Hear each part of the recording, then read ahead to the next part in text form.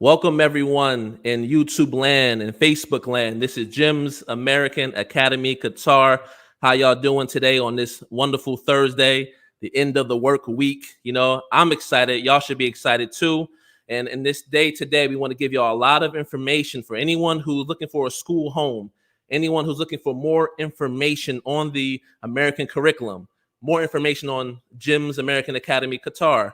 This is the time to be here. This is the time to share the link to your friends and family if they're looking for a school home for 2022, 2023. So I got a lot of my friends here today and my colleagues here today in upper school, which is grade 6 to grade 12. For anyone in the British system, it's year 7 to year 13. All right. So we have a lot of people here today that are going to go through their particular areas of expertise and to give you as much information as possible about this school and what we do, and also what it means to be in the American curriculum school and the ethos of an American school, okay? So the first thing that I'll do is not introduce themselves, but I'll let everyone go and just say a little bit of blurb about themselves before we go into the conversation with Mr. Gregory, who's our upper school principal. And so I'll start first, and then we'll move to Ms. Thomas after this, okay? So my name is Justin Tyler. I am the Parent Relations Executive here at Jim's American Academy Qatar. I've been here for just under 4 years. My role is the customer service wing of the school. So the receptionist that we have here, myself, we are resources for any families who have questions, whether you're a current family or whether you're a prospective family. We walk you through the entire process from, you being an inquiry all the way to you being the GAAQ family. All right. And then the other things that I do are marketing. So that's regular marketing, that's digital, that's social media, that's print, that's direct marketing, all types of marketing. I do that for the school, and then a little bit of PR as well. Okay. So next we'll move to Ms. Thomas, and then we'll go in sequential order from there.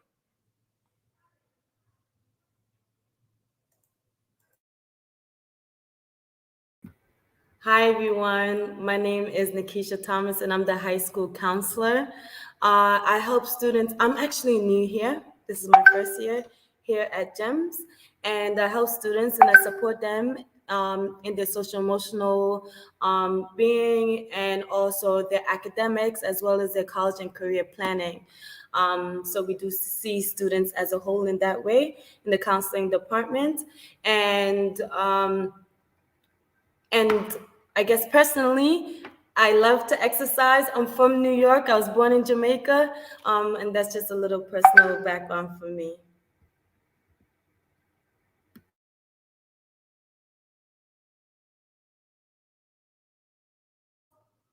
Okay, Ms. Maya, you can go next.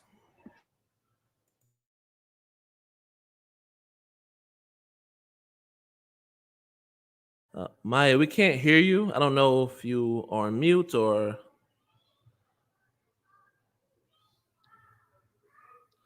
All right, so we'll come back to you, okay? Mr. Cox, can you go next? Yes, I'm Mr. Cox. I'm a high school history teacher here, social studies, also the Dean of Academics. This is my 7th year here, so been around for a little while. I'm from the States, from Philadelphia, avid sports fan, Philadelphia Eagles, for hockey, big hockey fan, the Flyers. Yeah, that's it. I'm a left-handed person as well. That's my secret power. I'm left-handed, so nothing much too interesting there. But yeah, I'll pass it on to our next person.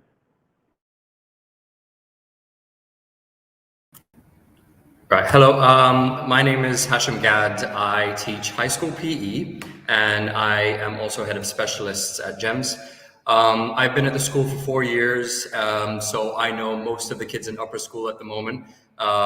They are students that I think do really well during PE lessons and are also always very excited to play during the lessons. So yeah, that's me done.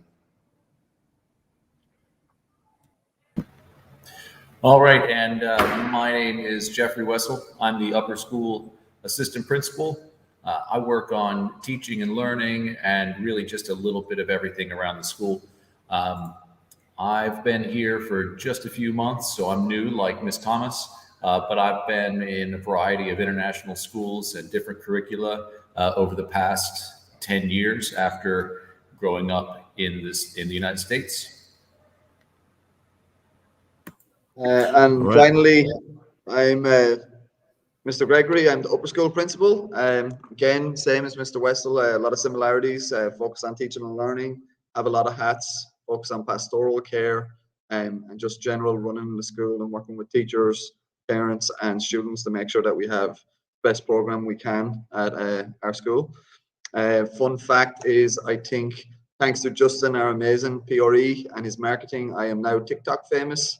I think there was a video with 25,000 views advertising the school there this week. So, yeah. So over to you, Mr. Tyler. Yeah, you're definitely a famous one. We knew that you would be a fan favorite at the school, but I think you got 25,000 views in a day, I believe. And I would like to say that we are probably one of the only schools that have a TikTok. You know, we just try things differently here. You know what I mean? So it's good. And you are famous. You beat my mark. I think I'm at 29,000, but I didn't do that in one day. So good work on that. All right. So what we're going to do is move to Mr. Gregory, right? We just heard from him, but we're going to go directly to Mr. Gregory's now. But hold on, we have a guest. Miss Maya is here. Let's see if Miss Maya's audio is working right now. So Miss Maya, introduce yourself to the people. Oh, man. We still can't hear you, Miss Maya. So listen, we're going to go ahead with the regular scheduled program. But maybe Mr. Gregory, you can mention who she is because you're the principal of upper school. You're on mute as well. Miss Maya is basically, she is a middle school teacher. She teaches English and she also does student support, SST. So she works with students with exceptionalities and helps with accommodations and modifications, students who have learning difficulties. So she sort of does a lot, and she's a big part of the middle school and high school program in offering extra support for students who are struggling. And she was an elementary teacher previously. She's a Canadian, and she has now been in upper school for 2 years, and we're happy to have her with us up here. Yeah, and that's Miss Maya. Hopefully she can get back. Yeah, hope so. With audio this time. Hope so. All right. So a couple of things on terms of housekeeping before we move forward. Number one, this live stream was also supposed to be on Facebook. I'm not sure exactly why it's not on Facebook at this moment, but it is streaming on YouTube. So if anyone you know that was on Facebook but can't see the stream, you can go to GAAQ events. Again, GAAQ events. That's our YouTube page, and they can follow this video from the YouTube page. So for some reason, I'm not sure why it's not working on Facebook.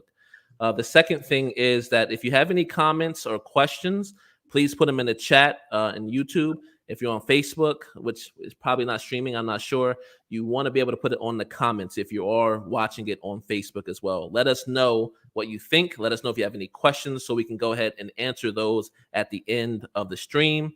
The last thing before we move forward is like the video, leave a comment, subscribe to our channel. All right. That's the one thing that I'll ask. You know, I don't ask for any donations or any handouts, but this is the way you pay tuition, right? We are a school, so people pay tuition. So pay tuition by liking the video, leaving a comment, and subscribing to our channel. All right. So without further ado, let's do what we came here to do. So the first person that we have to speak should be the head honcho, the top guy of upper school, Mr. Eamonn Gregory, proudly from the land of Ireland. You know, I want him to speak and talk about his role as a principal and other things that he's going to talk to you about in terms of what the philosophy is here, leadership-wise, how we handle student behavior, academics. I'll let him go into that. So, Mr. Gregory, the floor is yours. It's a lot, but I'll try. Yeah, basically my role is everything. I am, the fixer, the mentor, and pastoral, and just looking after everybody. Everybody comes to me with their problems, and I'm a problem-based, sort of solution-based principal. I was a maths teacher, so I do like solving problems. So maybe that's where that comes from, and why people think I'm good at it. basically my whole job and whole philosophy is just to focus on the learning and make sure that we are, and Miss Montgomery, uh, Well, I didn't hear, I'm sorry, somebody was right there. What did you say, Mr. Gregory? sorry, can you mute? I can't, I couldn't Okay, hear. yes. You're going on. Is the show on? Yeah, it's on. It's on. Yeah, basically, just to make a safe learning environment, we want to be a college preparatory school, and we want our students to go to some of the top universities in the world. That's our sort of vision. So I do everything we can to improve that, work on that.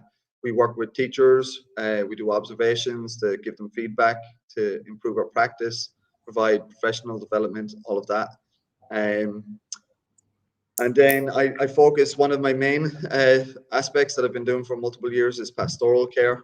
So, that's behavior and dealing with students' behavior problems. But the way I do it is I like to have a culture and a community of respect and positivity. And we focus on just doing like its consequences. Every consequence has, actions have consequences. I like to be very clear with expectations. With behavior with students, and I think they are refreshed by that. They know what the consequences are for certain actions, and we have productive conversations when students make mistakes, because everybody makes mistakes from time to time. And it's the same with staff. I like to outline what our expectations here at our school. We think we're one of the best in Qatar, if not the best, and we like to have clear guidelines and expectations from our staff. And that comes from, I listen to my parents, I listen to my staff, I listen to students about what's going on, and we think of ideas the whole time about how to improve and to work on our program. We are still growing. This is our 7th year as a school, but we are still getting bigger. We have new programs every week or every month, and we have new ideas. We have some exciting stuff coming up in the next few weeks that are fun, that are all linked in with like behavior or just student well-being and improving the school and making sure that students get support. So that's off the top of my head, a brief go of what my role is and what I'm in charge of. Yeah. So, anything else? Yeah, so Mr. Gregory, I wanted to ask you about this because we're starting to get a reputation of us being a fun school, right? A school that kids want to come to school, right? They want to be able to experience not only just academics, but also the student life. So how do we cultivate that in our school that makes it like so much fun and to come to every day? Yeah, so one of the things that we reflect on, and we're always growing, and we worked with our seniors last year, and there was a bit of angst between them, it was COVID, it wasn't the greatest year, and we weren't able to do a lot of things. And we reflected on that, and one of their feedbacks was, they didn't feel like we had made it fun enough their senior year, and we didn't support them enough. So again, we listened to that feedback, we talked to them, we walked them through why we couldn't do certain things, and we got a good relationship with them last year. But to improve on that for this year, I set up a senior committee of representatives from the senior grade 12s, and I meet with them once a week, and they give me ideas. I say no to some of them, or most of them, to be honest, because they have some crazy ideas. But on the other hand, they felt like their voice is heard right now, and we've done some fun things. We had a senior breakfast there last month, which was a really cool aspect. Next week, we're going to have the senior versus teachers house challenge, which is teachers playing the seniors in 3 different sports. And we've like loads of little ideas like that. I have that. Miss Ali is our Dean of Student Life. She meets with the student council, and we have a student council, and she meets with them weekly to hear their ideas. And we just, overall, we just listen to the students and ask what they want. And we try to make this a fun, supportive, learning environment. And again, it goes back to that positive community and positive culture. If we can have that positivity in the school, it helps in a lot of aspects. And again, as a behavior guy, and I hate to say it, consequences, but the more that we can give to the students that they enjoy, there's more things that we can take back, peel back, and understand you got to be at this expectation and do this, be well, and follow our school guidelines if you want this fun. And it works. Students really will behave and be respectful if they know that we're listening to them and we're doing things for them, and they feel like they can come to us with ideas and we'll support their ideas. We've done really fun stuff like last year. We did our first medical conference last year that came from a student who just wanted to do something. She came to us with an idea. We said yes, and it's been working ever since. And hopefully we can get that going again this year. We have a med club now, basically supported around that. We have a psych club. We have so many things that are going on that I can't even keep up with everything that's happening. So yeah, we like to listen to our student body, and we want to make this a happy place. That's essentially what our role is. Yeah, I was looking for you to say the senior committee, so I'm glad you said that. We do listen to the students, and that's why I'm here as well, to listen to the parents. So we do have a more of a three-pronged approach, right? You have the parents, students, teachers, and also staff involved in the whole process of the feedback loop. So that's what I wanted you to say. So thank you for mentioning that, Mr. Gregory. All right. Before we move on to our assistant principal, we want to introduce two individuals that came on right now. And first, I will go to Miss Montgomery. Miss Montgomery, can you briefly introduce who you are and your role in the school?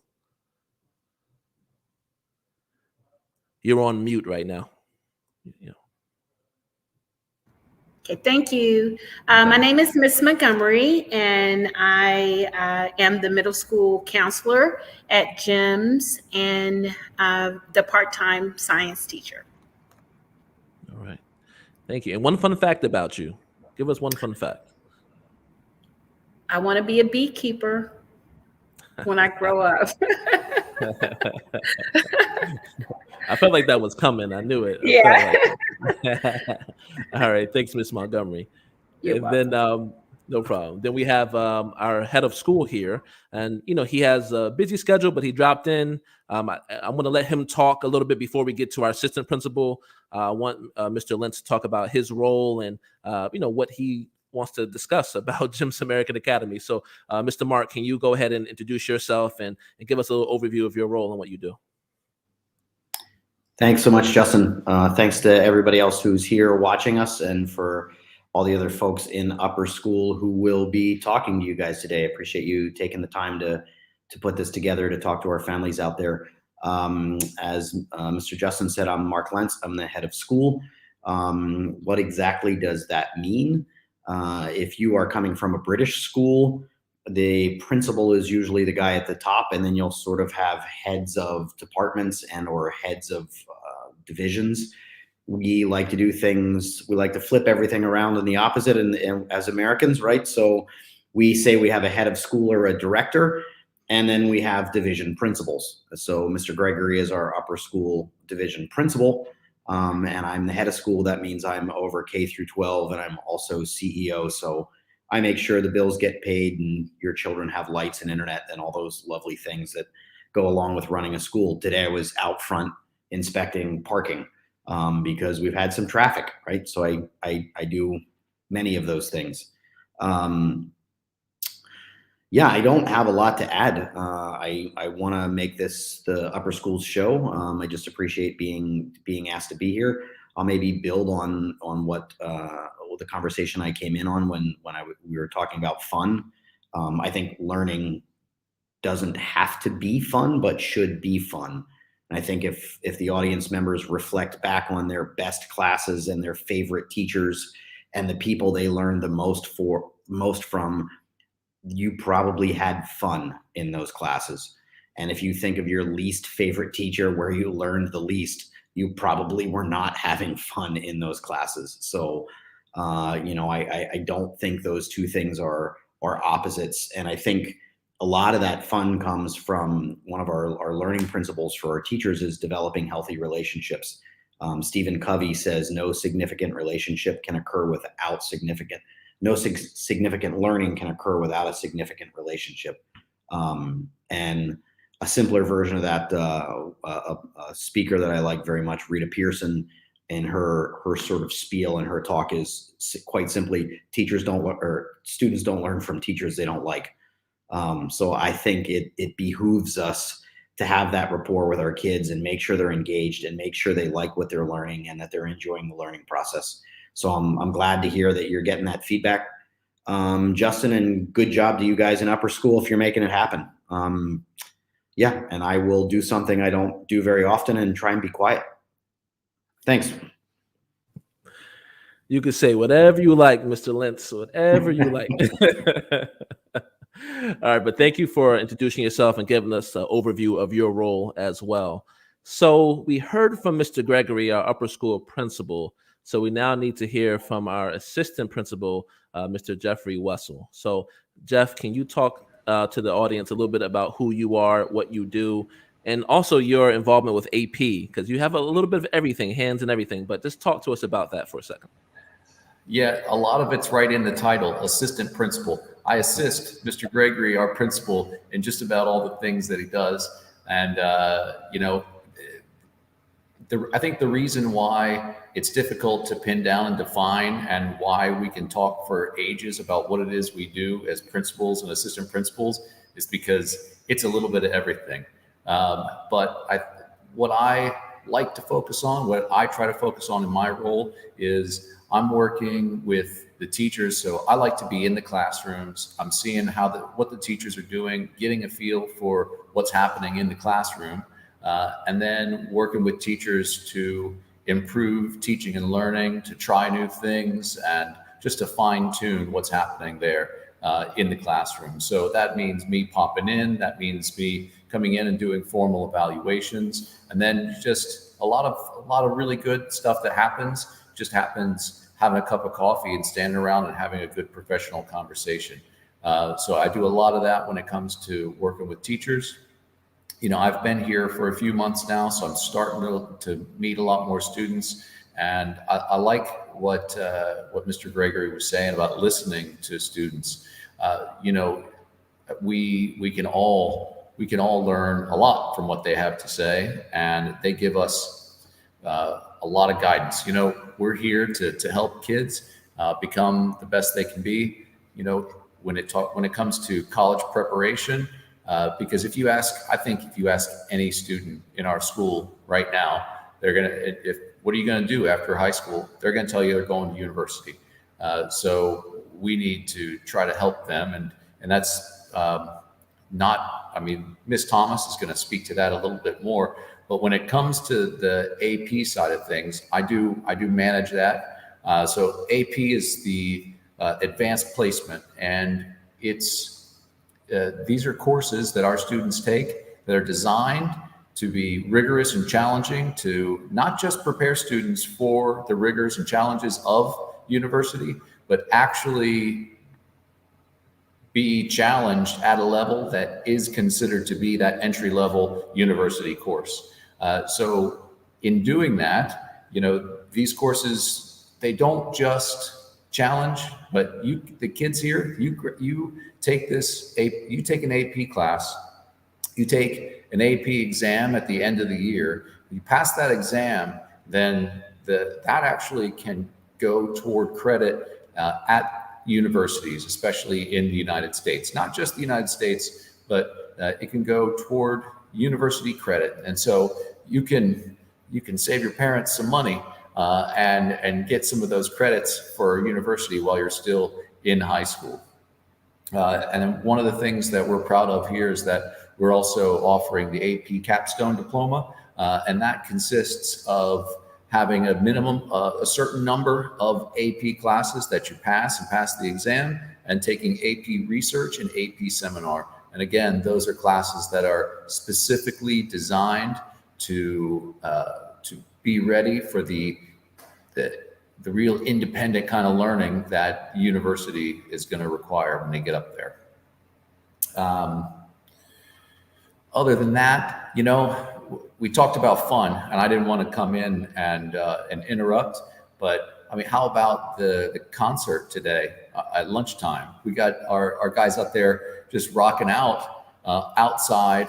It was a great, really good feeling out there. So there's a lot of really cool stuff, and a lot of students who are putting in extra effort to make sure that their peers are having a good time, and a lot of teachers that and administrators stepping up and going the extra mile to make sure that it's more than just, it's not just about learning, even though that's why we're here, but there's a whole lot more than just academics going on.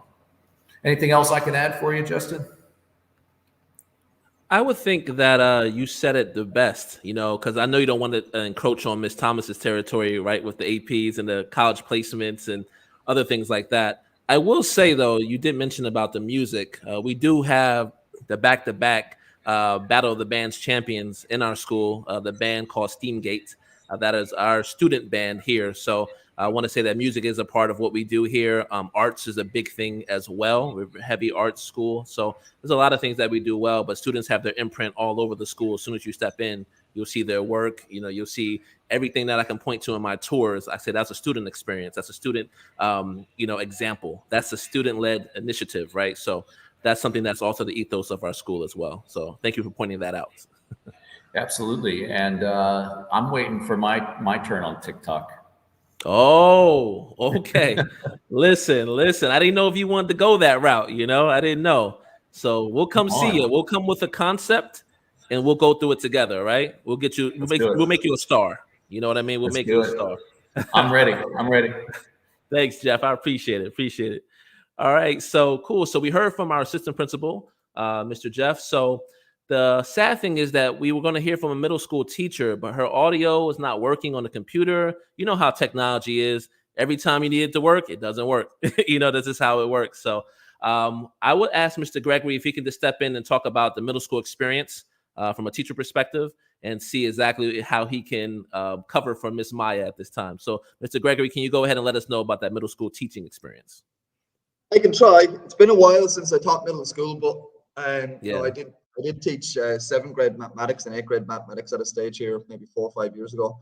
I think middle school is you know, it's a transitional period for students. You know, you get the 6th graders who are transitioning from 5th grade in elementary, and they're getting used to, you know, carrying bags around and going to lockers and, you know, having 8 different teachers and rooms to go to and being responsible for transitioning and all of those things. And then 8th grade is essentially that last year before they go into high school where, you know, their GPA starts to matter and stuff. So a lot of the things that the teachers, you know, in our planning and in our department meetings and everything that we do is basically built around building those students so that they get the chance by the time they get to high school that they're ready and they can hit the ground running when they get into grade 9. So responsibility, getting used to just assignments and having multiple teachers, all of those things are what are important.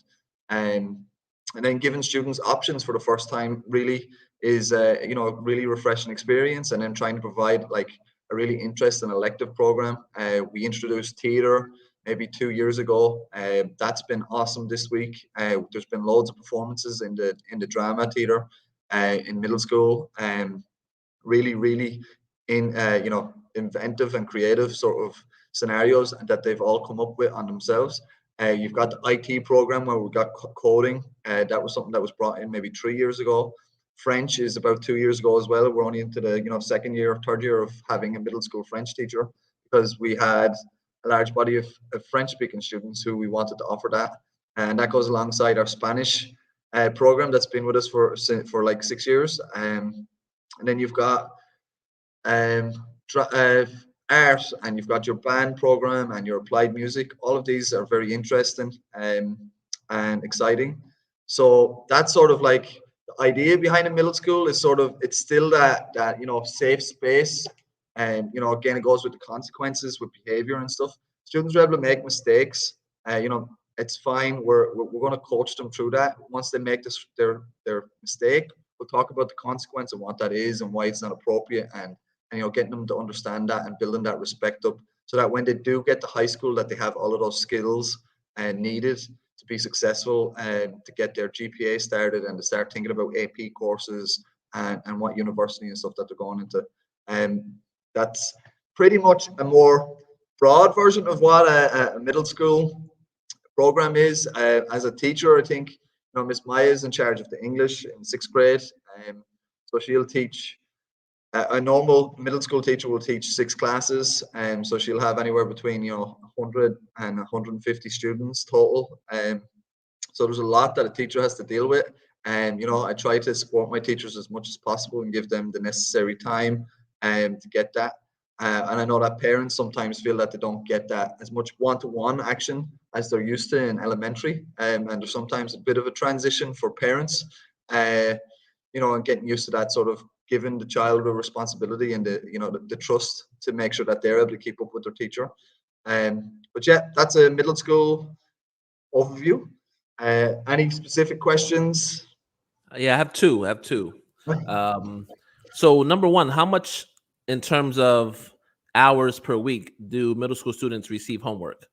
Is it 1 hour, 2 hours a week, 3 hours? Change again. It's going to change. It'll change every week. If the students if I'm your maths teacher in middle school and you have a test this week, I might not give you any homework because I want you to be focused on studying and, you know, taking time to study towards that test.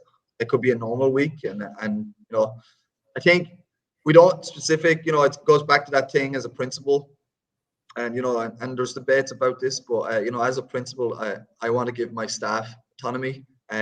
We have a wealth of experience here. We have teachers coming from all different backgrounds who are fully qualified.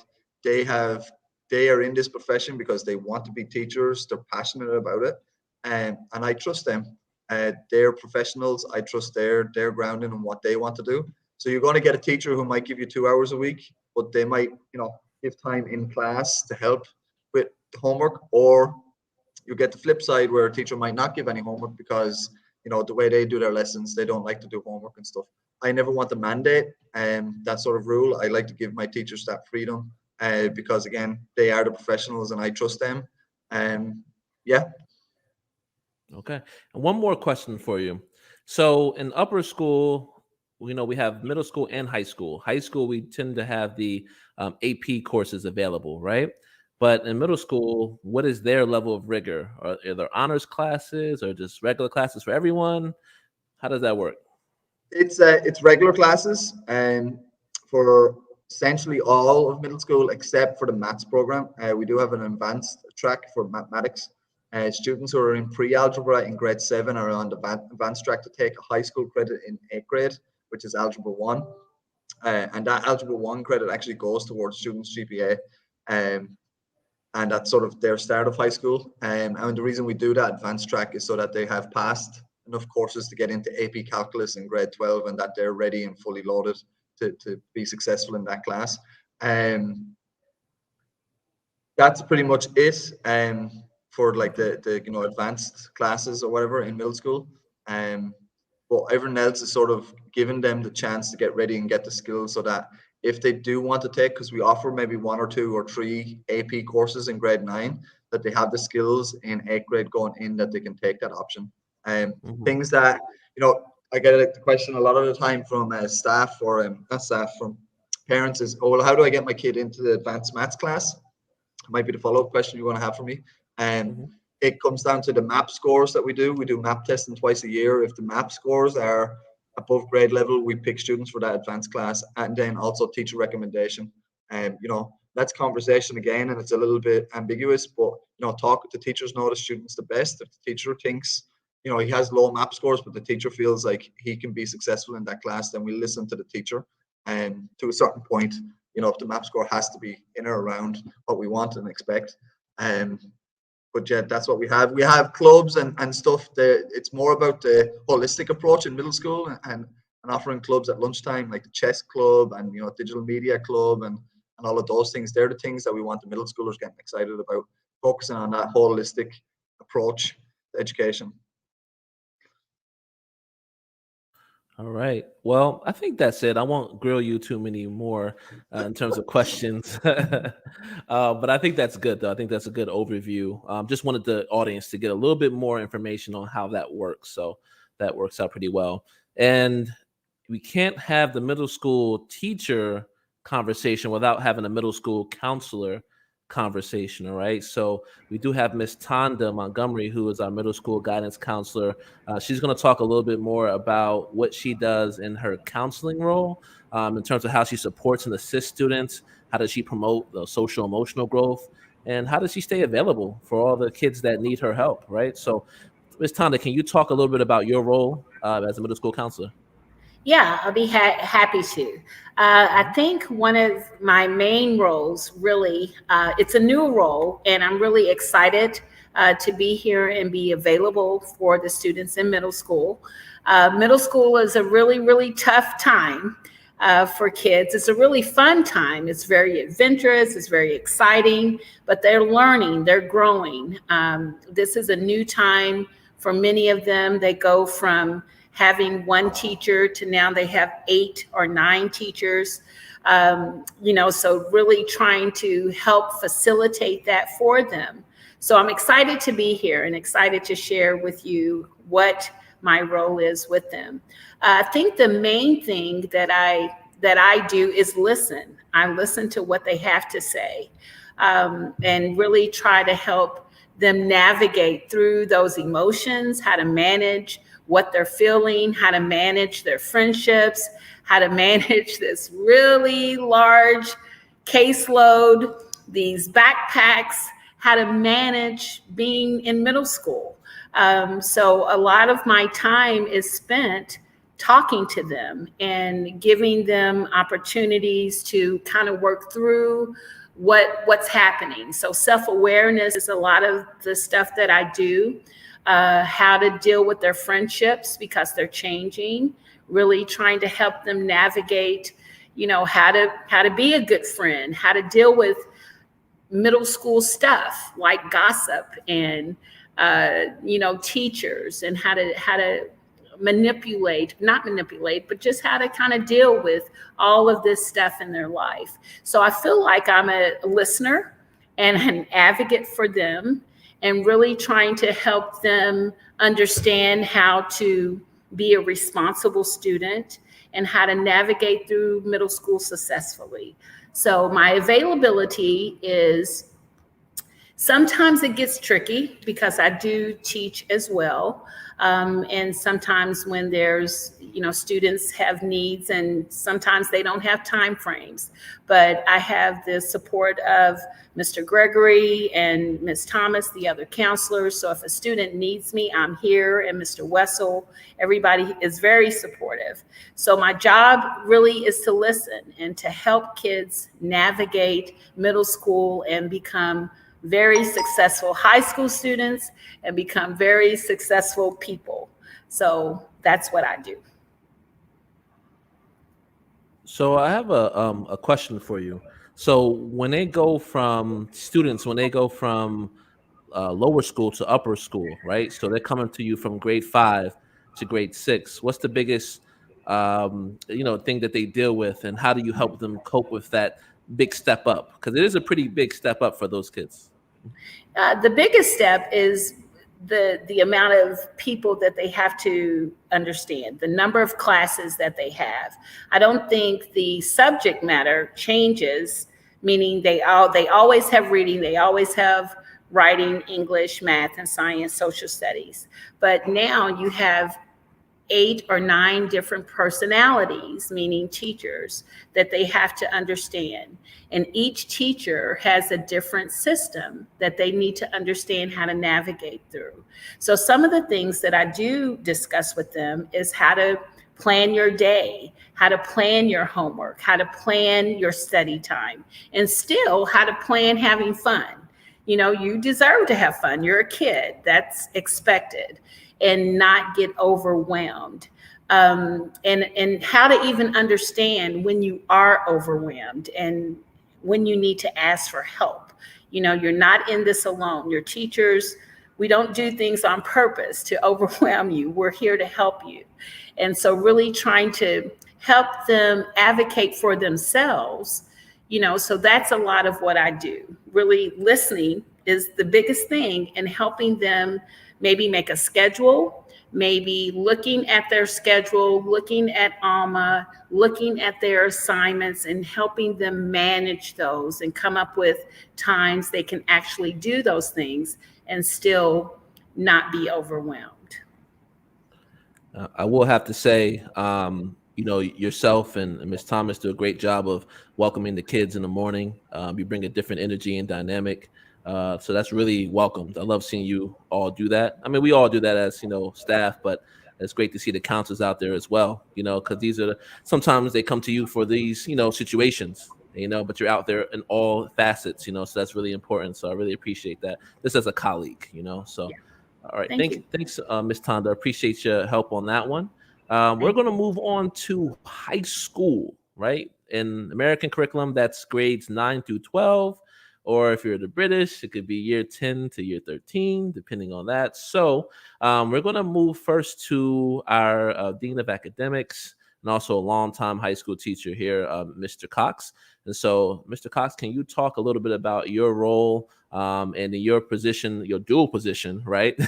And then maybe like average hours of homework and learning goals and all that academic stuff that I have no clue. So I'm going to let you go ahead as an expert to talk about those things. Yeah, so as the Dean of Academics, I'm essentially looking in at the grades for the students, keeping up with that. You know, last year it's been mentioned here and there throughout this StreamYard, but we noticed a lot of students were kind of like slipping through the cracks unnoticed. So I'm really just making sure that we're catching problem spots early. But I think I'll focus more on my role as a high school teacher and bring that perspective to this conversation. Obviously, high school is grades 9 through 12, and after they finish grade 12, they hit all their course credit requirements. They'll get to graduate and you know, hopefully go on to university. We know that's what a lot of them aspire to do and what they plan on doing. So we do want to make sure that our purpose as a high school is prepare them for the academic rigor that they're going to face when it comes to content and skills they're going to be learning at that next level. But our other purpose, I would say, is also to prepare the students to have a capable adulthood. We want to help the parents equip these young people to make good decisions and to exercise choice intelligently and responsibly, and then to be dynamic, tenacious individuals who can adapt to what's a rapidly changing world.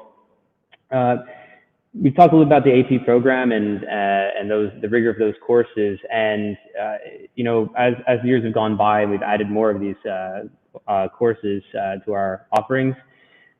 We become more familiar with the tasks the students are asked to perform on the exams and at the the end of course assessment.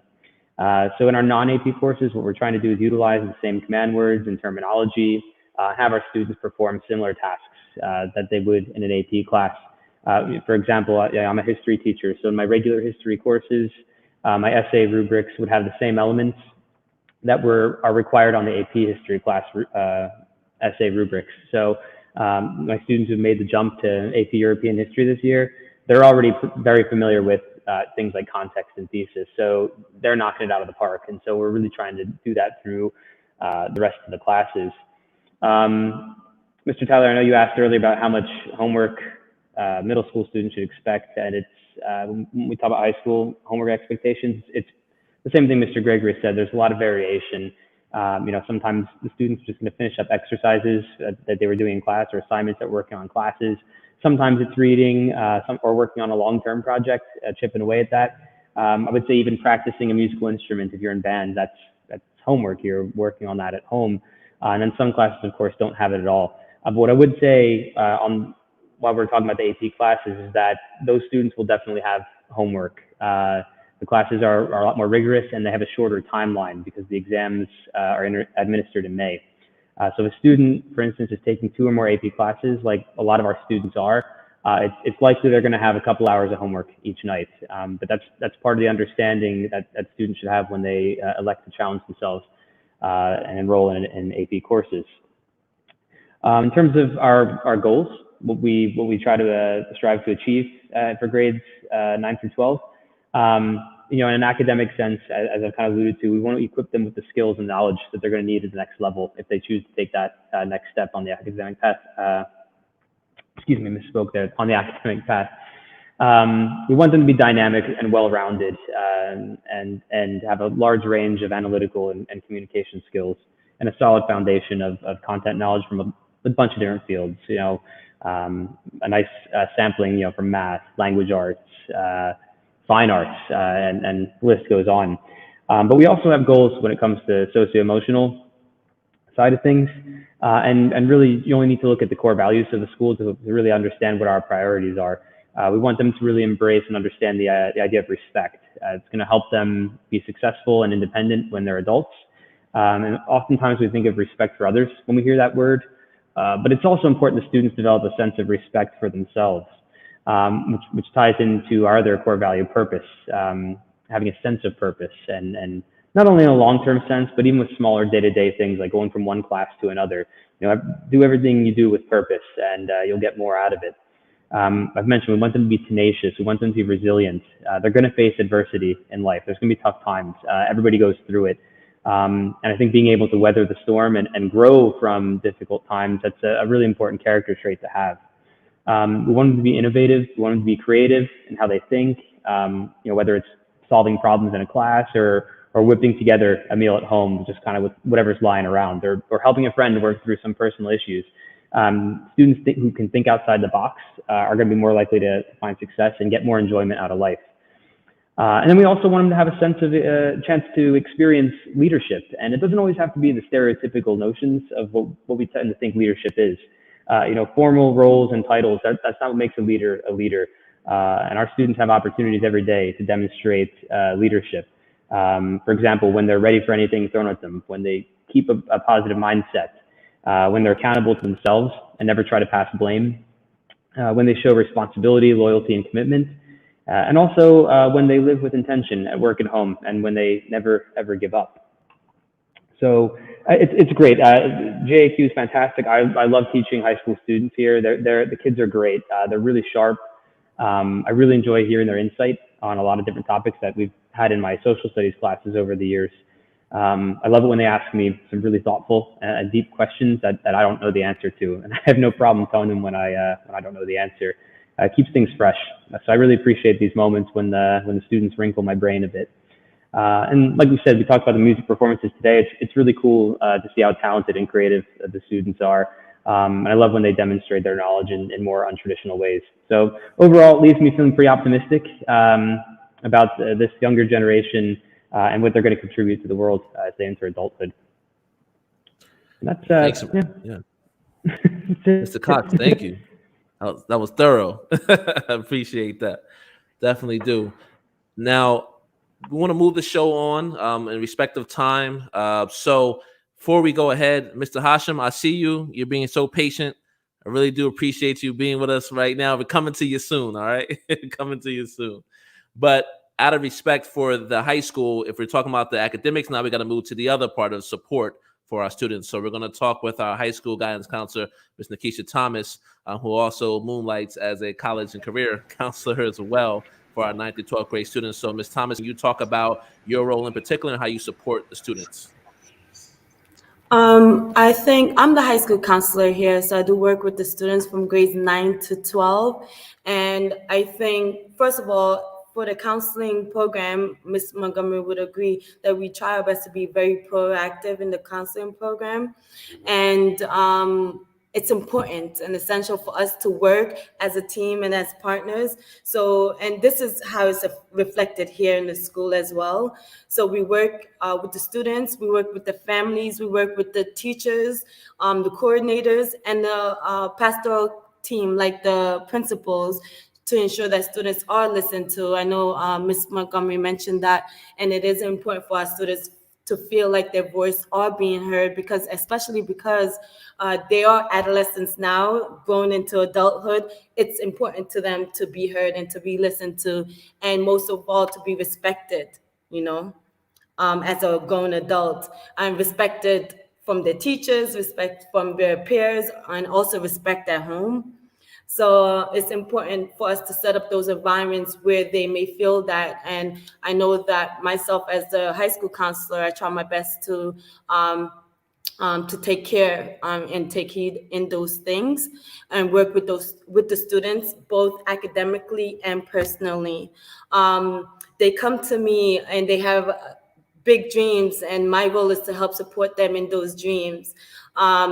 And to also help them to have realistic educational and career plans, and to have a clear understanding of themselves and their needs and what they need right now. Because sometimes students may not have taken a moment to reflect on what do I need right now and how can I ask for what I need. And it's my role to help them and to support them and to be that voice for them as well, and to just cognitively think those things out. What do you need right now? What are your interests? What would you like to do? How can you start building your portfolio to reach your goals?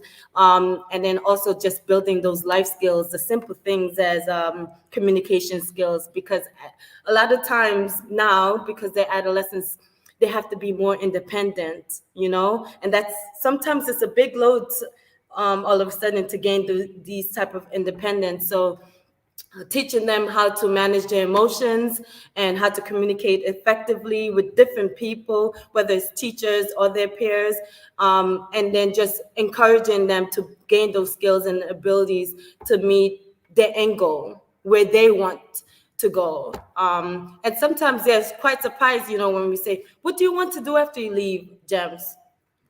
It's their first time being asked that, and my role is to help them figure that pathway out and supply them with those skills to do those things that they've come up with for themselves. Just today, you know, I had a conversation with a student, and this is a new student, transfer student, and we were looking at the student's transcript to see if they have if they're on the pathway to reach the 24 credits that they need in order to graduate. So we looked at their transcript, and the student wants to be an engineer. So right now, we had conversation together about taking courses online to support ways to explore that field, you know, taking classes online through Coursera, and the student is on the way to do those things. And just starting those conversations now that students went and take an online course, and now that's the first thing in the student's application portfolio towards university, aside from the courses that might relate to their subjects, such as the advanced placement courses that we have here at GEMS. So I work with the teachers as well. And the teachers may refer a student to the counselor, like myself, and we will follow up with that student and have a conversation. It may look like a one-to-one conversation. It might look like even a student and teacher conversation, or it might look like a parent and student conversation. Just this morning, I had a parent and student conversation together, so we can all be on the same page in the sense of where the student wants to go and where the parents see the student going in the end in terms of university. And then here, I also work with the students. For instance, the student might come to me, which happened in September, and the student said, Miss, I want to start a psychology club. And I was like, okay, I can help you to do that. So now I'm the advisor for the Psychology and Wellness Club here on campus. And, you know, they have, and also the advisor for PALS, a mentoring club here on campus. And I will say that the students here are so impressive, okay? They're talented, and they're just also just impressive, and the things that they can do and the things that they can surprise you with. So we held a Mental Health Awareness Week, and without these students, this week would never have been as successful as it was. So they helped us with signs, they helped us with organizing and programming and support for the different initiatives and activities that we had throughout the week. So talk about leadership. The students are building leadership on campus through these clubs, and also helping support others in terms of social emotional support, and just being there as peers to help them get the learning they may need as a person. So, and I've even had students come to me and say, Miss, just so you know, I told the student to come and speak to you later because the student is having some issues with some friends. You know, so, and it's good for these, the students to start building these skills, you know, and supporting each other and being kind to each other. But we also work with external organizations. For instance, we had a psychologist come here from Hamad, who spoke during our Mental Health Awareness Week. But we help students and parents in terms of if they need accommodations like extra time in exams. And we work with Miss Maya with this. So we'll do referrals for students and parents so they can get a faster appointment at these hospitals like Sidra and Hama, because I know during these times of COVID, it's really difficult to get appointments. So we do referrals to students and parents so they can get the support that they may need. In terms of university and college preparation, we do use, every school might use a different tool, but here we use a tool called Unifog. And I would say I've seen different tools, and I really like Unifog a lot because it helps students do personality tests. So a student will be able to do a personality test, and then it'll make suggestions based on this personality quiz that they've taken. It'll make suggestions regarding their career pathway that they will suggest based off of the answers that the students have filled in. And that might change different years.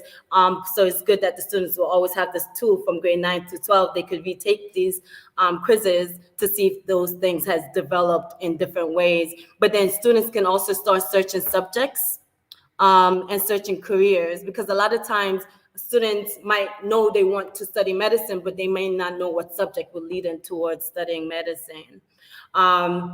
So students can start recording their extracurricular activities. They can even start taking courses in Unifog as well to help explore their career path. And then students will also add and start shortlisting their applications there. And there's even tools like resume building. This week we did resume building in as a workshop during lunch, but also in grade 12's class, in their English class, we build resumes as well. And then it also helps them with their personal statements. So I really think this Unifog tool is a useful tool that we encourage students to use at home, even together as a family. And we also have done things to bring external support to the students in terms of their career and university admissions process. For instance, we held a fair that had around 200 universities, and we had universities from over 19 different countries, including like University of Cambridge and different universities across different countries. So students can have the opportunity to talk one-to-one with admissions representatives who may be making a decision on the student's admissions application. And I've seen it thus far here actually happened already with a university representative that has come to the fair, and the student now applied to that university. And it was good to be able to say, I could send these documents directly to these university representatives so they could review this application. So we do try to build relationships with the university representatives outside of the school, and then also try to invite them here to our school to speak to the students. But it's important for students to know, because sometimes they don't, that their grades start accumulating in grade 9. So from grade 9 to 12, they're going to have a grade point average, which will be reflected on their transcript at the end of each year. So that's the biggest takeaway for anyone going into high school. I think they should know that anything that they do does matter. And at this point, because universities are going to be seeing this transcript and make a determination based on what they've done in high school, whether it's participating in a club or doing things externally. For instance, ways for students to explore their interests. We had Be-Bolt, an e-commerce company that's located in Tower Mall. We had them come here on campus this week. They were looking for interns. So we try to provide opportunities for students to explore their interests and to find out more about what it takes to be an entrepreneur, for instance, or to work in the field of business. So it's important for students to take these opportunities to explore their interests further when they're presented, because we do try our best to give those opportunities to our students. And we do partner with parents as well. We're always available to hear from parents. So we've had a senior night where we presented to parents about the application process. We've had an SAT information evening. So parents, because I know sometimes they may not have taken the SAT and they may not understand what the SAT is. So we're giving a presentation so they can have more of an overview of what these things are and why it's important for a college application. So as a high school counselor, it's very comprehensive. And again, we do look at academic and also the personal side of the students. Thank you. Hope you have water next to you, because that was Oxford Sorry. address. You know? But I really appreciate a lot of the information. We do a lot in the school, and I think sometimes I talk to parents a lot, like they get surprised when they say, do you have a university or a college, person that can help? I'm like, yeah, we do. Like, not only help you, but it's going to help, be an accountability partner to your students as well. And it's a big undertaking, so really appreciate all the things that you're bringing to the table in your first year at the school. All right. So we're going to move forward. I'm going to do my best impression of the after school coordinator.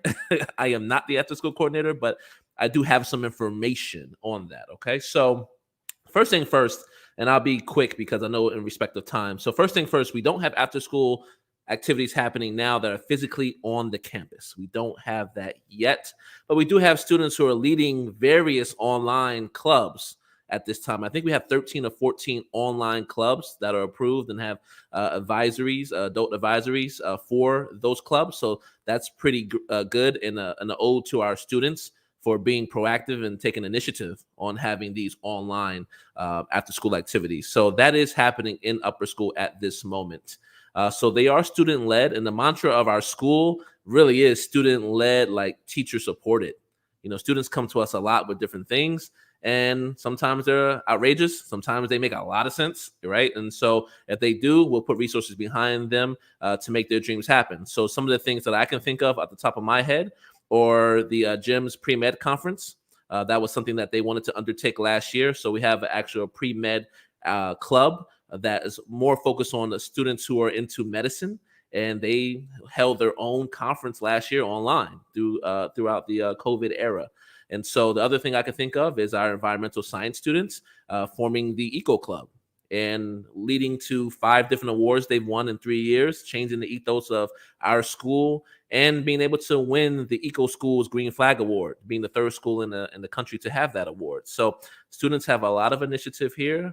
Even the CrossFit room we have, I think students thought about the CrossFit room. So it's a lot of things that I can point out in my tours that students have been a part of, all right, or have led that initiative.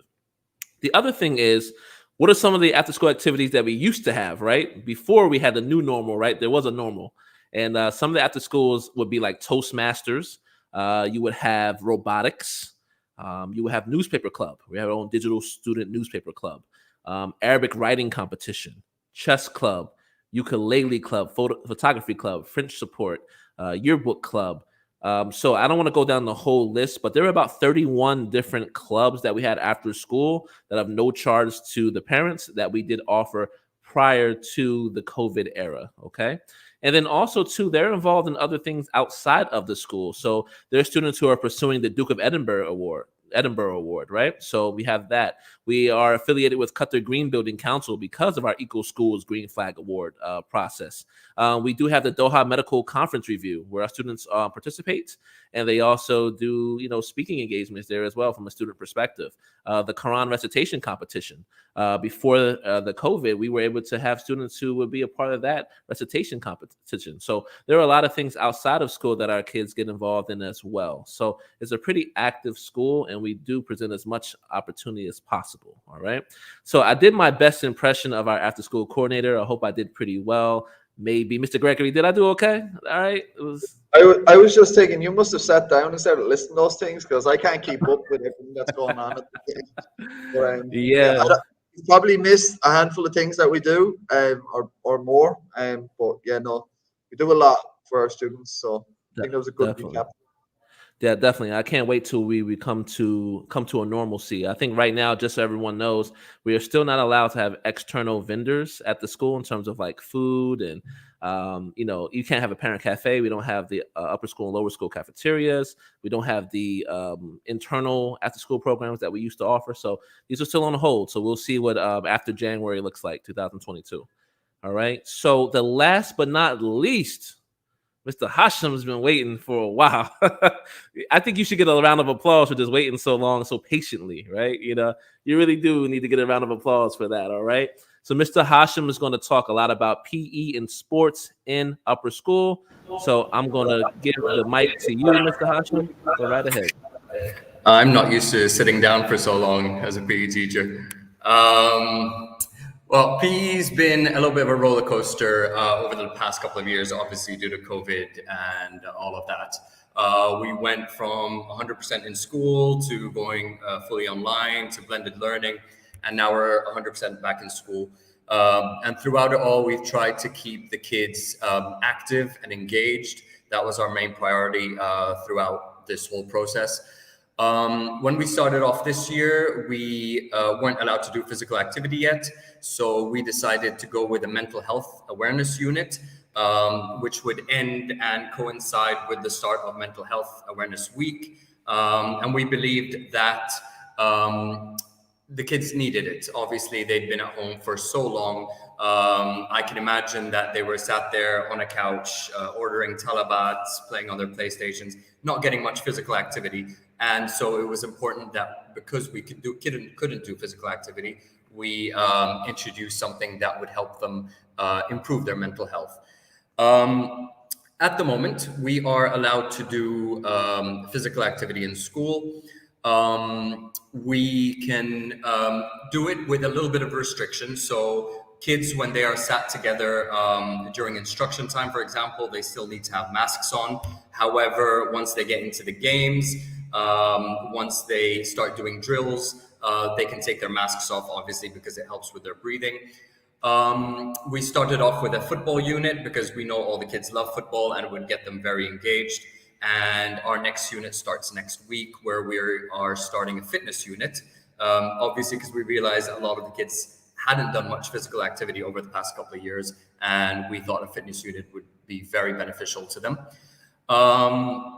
And that brings us to the question I get the most, which is, when are we going to start having after-school teams?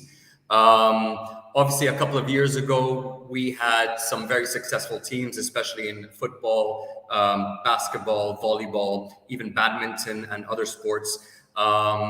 We offered sports to under 12, under 14, under 16, and under 19 ages. So it was very inclusive. Anyone could join in, anyone could try out.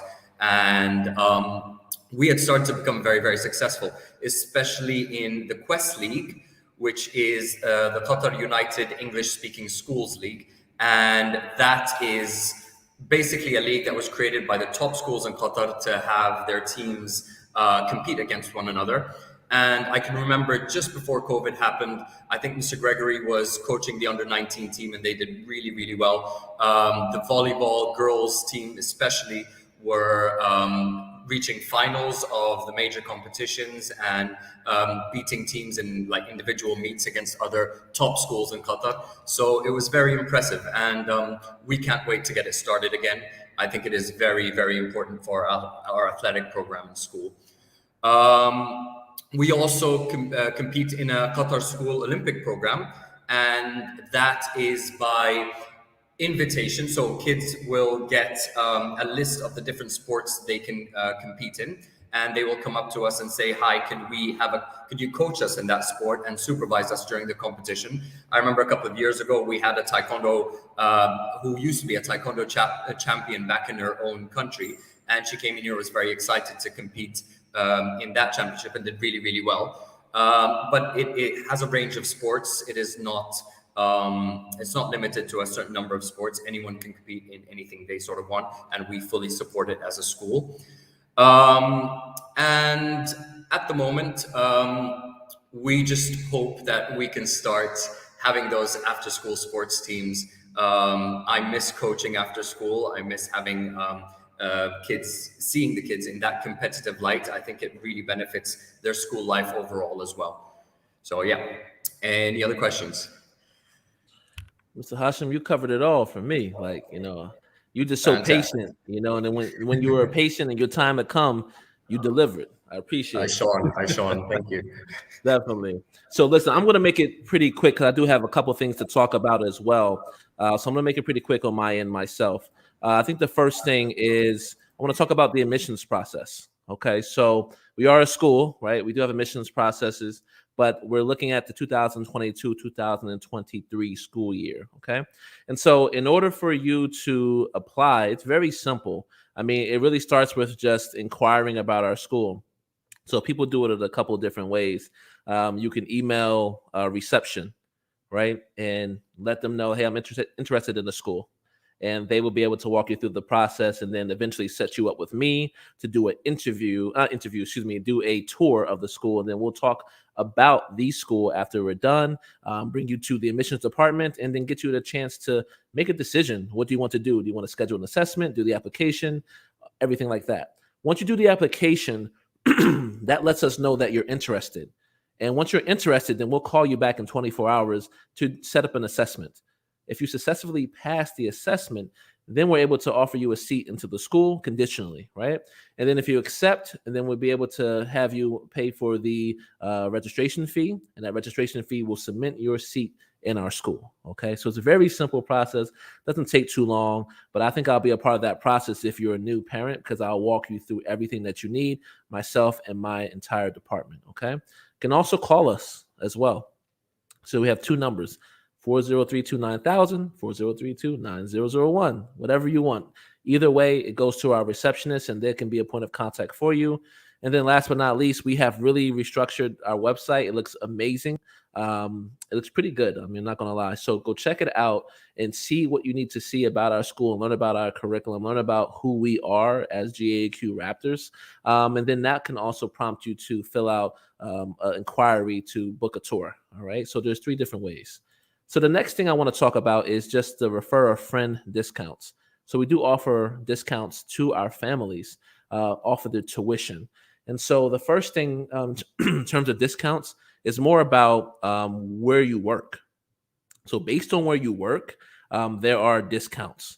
And so I'm not going to go through the whole list of all the companies that we have corporate discounts with, but we do have 10% discounts with many corporate, or organizations throughout Qatar.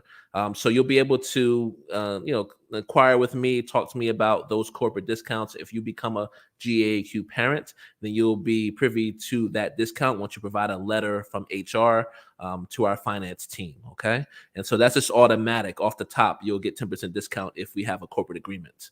The other agreement, other discount structure that we have is refer a friend discounts.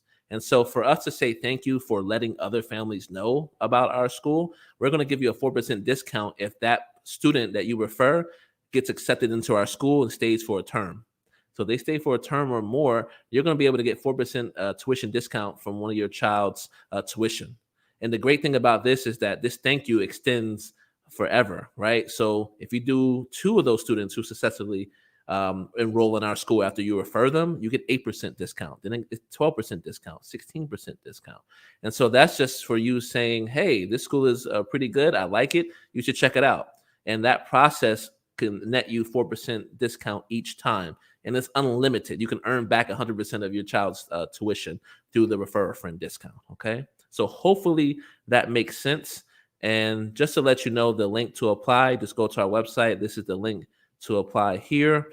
And you can apply. We can move this application to next school year, or you can apply, and then we'll have this information here once we need it to contact you moving forward. Okay. And so the last thing is, I just want to say thank you. Thank you for showing up today. Thank you for attending this live stream.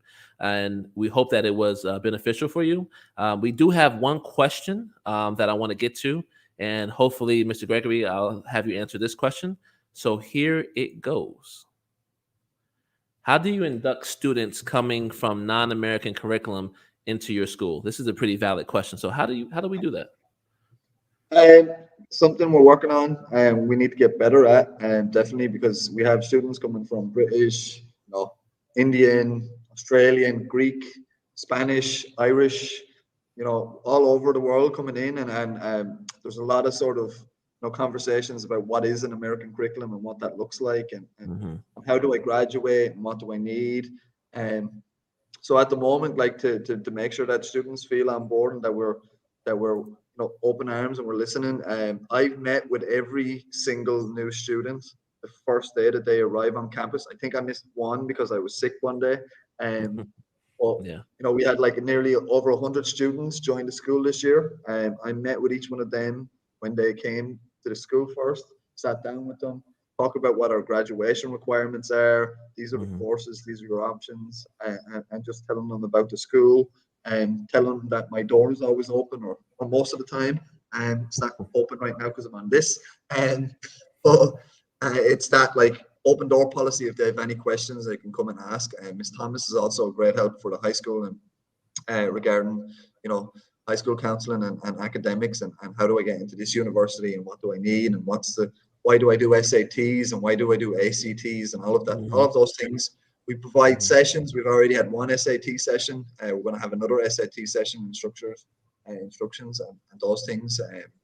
So all of those things, working on them and building on them and making them better. But we have plenty of sessions. I just had assemblies with our high schoolers this week and last week where, you know, I specifically talked about GPA and got rid of some, you know, miscommunication about what a GPA is. Some students think you just, you know, average your years out and that's your GPA. I was like, no, it's not that easy. It comes down to specific courses and you need to add up and you know, those things. But we're working all the time, and you know, teachers are as well. They're having those informal conversations in class about these things. We have a lot of American teachers here now who've been to university in the States and other places. We also have a multitude of other staff from different cultures and backgrounds who've been, you know, I'm an Irish man running an American school, and it's been an education for me over the last 6 years about what the American curriculum looks like. So, you know, I look into that as well. And, you know, if students are interested in going to an Irish university, I'm happy to have that conversation and tell them about what they need to do and how to get in and what universities there are great. But it's great because you have such a variety of staff here from different places, and they're all open to sharing and talking about their ideas. That we have that in an international school with such a Justin, I think we have over 70 nationalities now at this stage in the school. Correct, about 78. Yeah, about 78. And we must have at least 15, 16 different nationalities on staff. 19. 19, oh, close. Yeah. You know what I mean? So it's a great wealth of experience there from different backgrounds. And they're all the things that help for non-Americans coming in, because you can see non-Americans here in an American school and then start talking about those things and what you need. Yeah, and I think also too, even myself, I worked in universities and in the U.S., 3 universities and admissions, and I also worked K-12 as well. So there's a lot of people who could talk about American and Canadian, Ireland, you know, like UK. You know, all of our students go to different parts of the world. It's not just an American or Canadian experience with our kids. So we're going to wrap it up. Everybody has to go home. You deserve your break. So for all of my friends and colleagues that were here on the panel, I appreciate y'all for coming through today and, you know, talking to the audience about this. And then for all the audience that was there on YouTube land and Facebook land, thank you for showing up today as well. Let's get out of here. I'm kicking y'all out of my StreamYard. Get out of here. Enjoy your weekend. Salute to you all. Have a good one. All right.